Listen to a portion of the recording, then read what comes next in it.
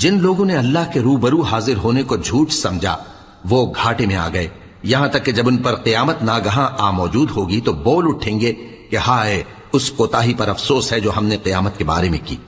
और वो अपने अमाल के बोझ अपनी पीठों पर उठाए हुए होंगे, देखो जो बोझ ये उठा रहे हैं बहुत बुरा है। और दुनिया की जिंदगी तो एक खेल और मशगला है, और बहुत अच्छा घर तो आखिरत का घर है, यानी उनके लिए जो अल्लाह से डरते हैं। क्या तुम समझते नहीं? हमको मालूम है ए नबी कि इन काफिरों की बातें तुम्हें रंज पहुंचाती हैं, मगर ये तुम्हारी तकजीब नहीं करते बल्कि जालिम अल्लाह की आयतों से इनकार करते हैं। और तुमसे पहले भी पैगंबर झुटलाए जाते रहे तो वो तकजीब और ईजा पर सब्र करते रहे, यहां तक कि उनके पास हमारी मदद पहुंचती रही, और अल्लाह की बातों को कोई भी बदलने वाला नहीं। और तुमको पैगंबरों के अहवाल की खबरें पहुंच चुकी हैं तो तुम भी सब्र से काम लो।